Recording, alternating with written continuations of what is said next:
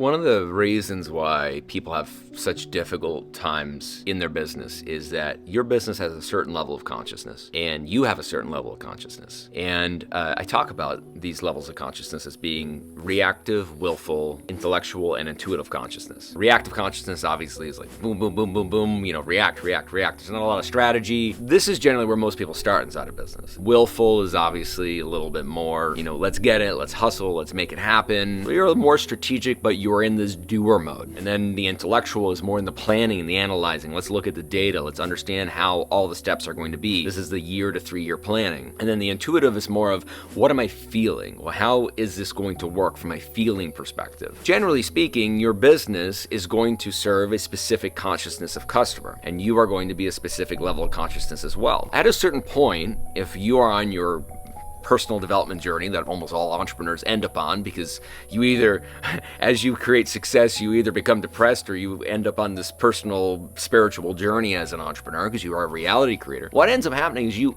end up going away from the level of consciousness that your business is. And so at that point, if you haven't built your business to sell it or to be able to have someone to run the business, you are going to start resenting the business. You're going to start resenting your customers. You're going to start sabotaging the business. You're going to no longer want the business. The number of people that come to me and basically are willing to sell their business for $1 simply because of the fact that they didn't understand that their level of consciousness and their business is directly tied, and the higher they go up without either directly impacting their business or getting their business ready for someone else to run at that same energy level would blow your mind. So there's a few ways that you go about this. As you raise your energy level, you have the option, as I said a second ago, to raise the energy level of your customer base. Now this is going to make it so that you're going to serve a different type of customer. It means you're going to have a different offer, you're going to have a different strategy, a different marketing strategy. If you're selling to reactive people, that's timers and scarcity and fear of missing out. But if you're selling to someone in intellectual, well, that's case studies and understanding and process and methodology, right? If you're selling to somebody that is an intuitive, it's allowing them to have all the information and to feel your energy, and in many ways feels like no marketing at all, right? So in all these ways, you can either lift people up with your business, or you say, you know what, this business helps people that are in reactive consciousness.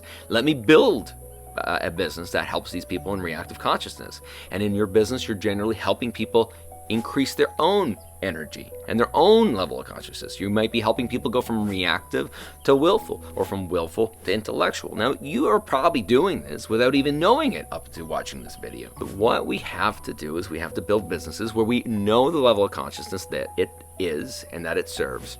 We know our level of consciousness, and then we properly and have intentionality around how we manage this. Because if not, you will get to a point where your level of consciousness will raise too high, your business has stayed the same and hasn't gone higher, or it even goes lower, you are not going to want to run your business anymore. And when you don't want to run your business anymore and you haven't intentionally done this, almost 100% of the time, you're just going to blow it up and start anew. And everything that you've built is gone. You don't get to sell it. You don't get to keep the customers. You don't get to keep all the good that business had. And so a lot of the times when I see entrepreneurs say, we can take a year, we can take 2, and we can help raise your level of consciousness. We can help cement the level of consciousness here. We can have this run as a business that you own, that you help these people that need help. Well, you go and either create a different business, or you go and you are now at this elevated state of consciousness. It's inevitable that you do this if you are somebody that's evolving, somebody that is on the spiritual, personal development journey. This happens 100% of the time. If you don't plan it, it happens by itself, and a lot of the times really messy. But if you plan it and you strategize around this, your business can live without you and actually help people while you're no longer associated to that level of consciousness.